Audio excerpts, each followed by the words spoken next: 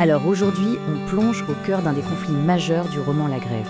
C'est l'histoire d'un inventeur face à un système. Et cette confrontation, elle va l'amener jusqu'au tribunal. Allez, on pose le décor. Ah, cette fameuse question, qui est John Galt? C'est une phrase qui revient sans cesse dans le roman, un peu comme un mot de passe pour le désenchantement. Tout le mystère qui entoure ce nom plane vraiment sur l'histoire. Et c'est justement dans cette ambiance que l'épreuve de force qu'on va examiner va avoir lieu. Bon, pour bien comprendre de quoi il s'agit, pour vraiment saisir l'enjeu de ce procès, il faut d'abord faire connaissance avec le personnage central de cette histoire. Il s'appelle Henry Riordan. Alors Riordan, dans le livre, c'est vraiment l'archétype, l'image même de l'industriel visionnaire. C'est un créateur, un inventeur. Et c'est lui et lui seul qui a mis au point un alliage de métal complètement révolutionnaire, le métal Riordan. Et attention, ce métal, c'est pas rien. Il change complètement la donne. Il est plus solide, plus léger et même moins cher que l'acier classique.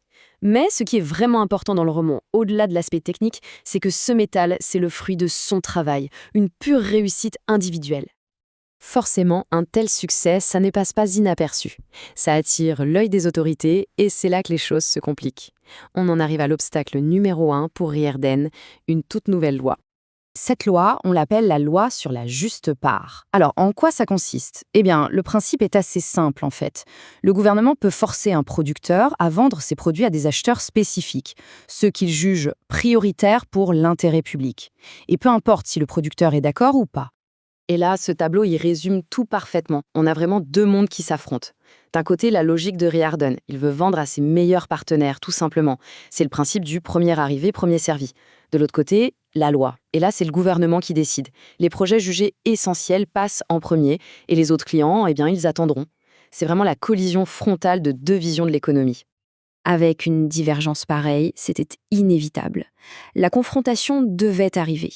Et elle arrive, pile au moment où un représentant du gouvernement vient frapper à la porte de Riordan. Cet agent, qui s'appelle Leonard Small, met tout de suite la loi sur la table. Il explique bien que ce n'est pas une petite commande comme les autres, non, c'est une réquisition. Et pourquoi? Au nom des besoins essentiels et de l'intérêt public. Et la réponse de Riordan? Elle est sans appel. C'est un non, mais un non catégorique. Il ne cherche même pas à négocier. Il ne discute pas les détails, il rejette le principe même de cette demande. Face à ce mur, Small revient à son seul argument, la loi. Il lui rappelle, tout simplement, que ce qu'il fait, c'est illégal. Il est en train d'enfreindre la loi sur la juste part. Et là, Riordan pousse le bouchon encore plus loin. Il met l'agent au défi. En gros, il lui dit « Si le gouvernement veut mon métal sans que je sois d'accord, alors qu'il assume. Que cet acte soit appelé pour ce qu'il est, du vol, pas de la régulation. Il demande que la force, si force il y a, soit utilisée au grand jour, sans se cacher. » Donc au lieu de plier, Riordan va choisir une toute autre voie, celle du défi, de la désobéissance. Qu'est-ce qu'il fait? Il passe un accord, complètement illégal, avec un autre grand industriel, un certain Ken Danaher. Il lui vend en secret une énorme quantité de son métal. Et l'enjeu est de taille parce que Danaher, lui, il a un besoin vital de ce métal pour une raison très simple. Empêcher ses mines de charbon de s'effondrer. Et ce petit schéma, il montre bien la relation que ces deux hommes voient comme étant la bonne, la logique. C'est un échange où tout le monde est gagnant. Danaher donne son charbon à Riordan pour qu'il fasse son métal, et Riordan donne son métal à Danaher pour qu'il puisse continuer à sortir du charbon. C'est un cercle vertueux, en quelque sorte. Le problème, c'est que même cet arrangement ne tient pas. Danaher finit par craquer. Il se sent complètement piégé dans un système où, pour lui, il est obligé de donner ses propres ressources à ceux qui, en fin de compte, veulent sa peau. Alors, il prend une décision radicale. Il plaque tout. Il ferme boutique et il disparaît de la circulation. Et bien sûr, ce qui devait arriver, arriva. La transaction secrète est découverte.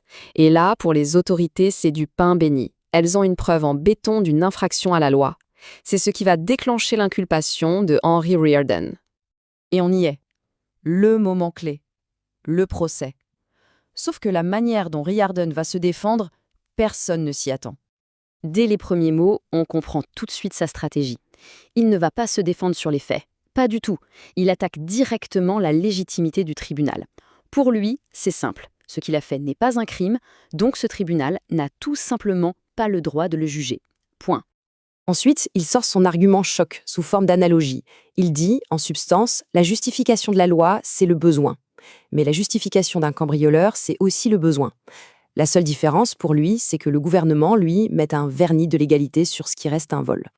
Et il va encore plus loin. Il met le tribunal au défi d'assumer la vraie nature de son pouvoir.